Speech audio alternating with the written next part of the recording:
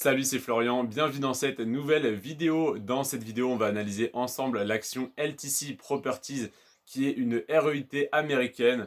On va attaquer tout de suite avec le rendement du dividende qui est excellent. Il est à 5,8%. 5,8% de rendement sur le dividende, c'est très bon. En moyenne, sur les 38 actions que j'ai à te présenter, on est à 4,8%, ce qui est un rendement moyen tout à fait correct. Et là, on est à 5,8% sur LTC Properties. En plus de ça, c'est un dividende qui est très stable parce que ça fait 20 ans qu'il est versé sans la moindre coupure, 20 ans sans interruption. Ça tombe bien, j'ai eu 20 ans hier au moment où je te tourne cette vidéo. Et bien depuis ma naissance, ce dividende est versé et n'a pas été coupé. Ça fait 19 ans qu'il n'a pas diminué, donc en gros depuis le premier versement, il n'a jamais diminué parce qu'on ne compte pas la première année, donc ça fait en fait 20 ans qu'il est versé, et donc dès la deuxième année, il avait déjà soit stagné, soit augmenté. En tout cas, il n'a jamais diminué depuis son premier versement il y a 20 ans. Le dividende est en augmentation de 2,5% par an en moyenne sur les 10 dernières années. Donc ça n'est pas une très forte augmentation, mais c'est une augmentation stable, constante et tout de même intéressante. Cette augmentation d'ailleurs de 2,5% du dividende par an n'est pas corrélée avec le cours de l'action. C'est d'ailleurs pour ça qu'on a un rendement assez intéressant, parce que chaque année, le dividende palier par palier ne fait que d'augmenter, et le cours de l'action sur les 10 dernières années n'a augmenté que de 8%. Donc autant dire qu'il a pratiquement stagné pendant 10 ans, alors que chaque année, le rendement du dividende a augmenté depuis 10 ans. Donc en tout cas peut-être pas chaque année, mais en moyenne sur les 10 dernières années, il a augmenté de 2,5% par an. Donc avec les intérêts composés, ça doit faire de l'ordre de 40% d'augmentation du dividende. Avec une augmentation comme ça, on aurait pu espérer une augmentation du cours de l'action de 50 à 100%. Donc c'est-à-dire de fois 1,5 à fois 2 en 10 ans, ce qui était tout à fait probable. Et en fait, on a eu que 8% d'augmentation du cours de l'action. C'est donc ce qui nous emmène à un rendement de 5,8%. Le fait que le dividende augmente, mais pas le cours de l'action. Donc tu achètes toujours au même prix une action qui a un dividende de plus en plus haut. Donc évidemment que ton rendement augmente. C'est d'ailleurs en partie pour ça que cette action est aussi intéressante.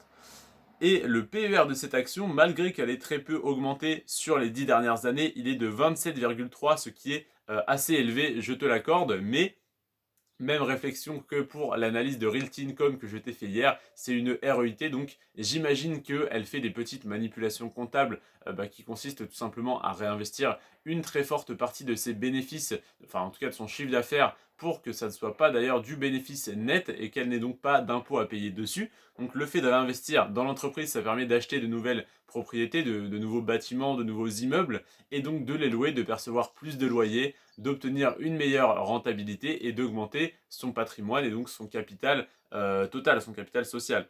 Donc LTC Properties, ça fait 20 ans que le dividende est versé. À aucun moment il n'a diminué depuis 20 ans. Il est à 5,8% de rendement actuellement. Donc si tu achètes l'action au cours actuel, tu as un rendement à 5,8%.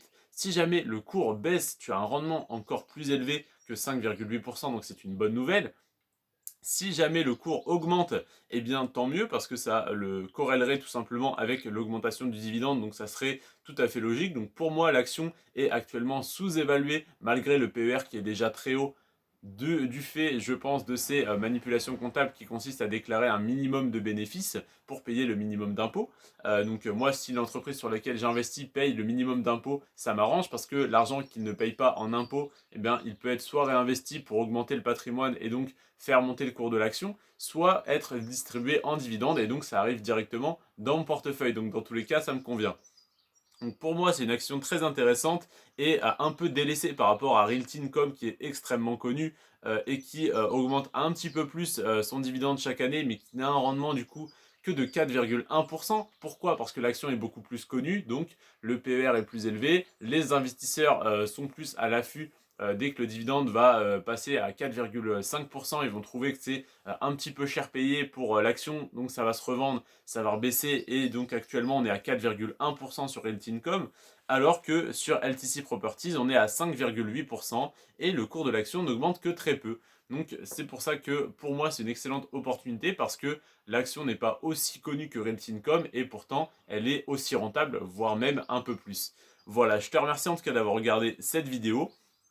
Alors, je vais finir par te dire quand même ma stratégie là-dessus. Ça serait que LTC Properties représente 3% de mon portefeuille. Je souhaite donc investir 1 000 € au total sur mon compte titre chaque mois. Et parmi ces 1 000 €, 30 € seront alloués à l'action LTC Properties. Voilà donc ma stratégie d'investissement sur cette action. Je te remercie d'avoir regardé cette vidéo jusqu'à la fin. On se retrouve demain pour l'analyse de l'action Rio Tinto qui, petit spoiler, a un rendement de plus de 18% en 2021. Donc évidemment, il y a des avantages et des inconvénients, mais on se retrouve demain pour l'analyse de cette action. C'était Florian sur ce Prends soin de toi et de tes finances. Ciao.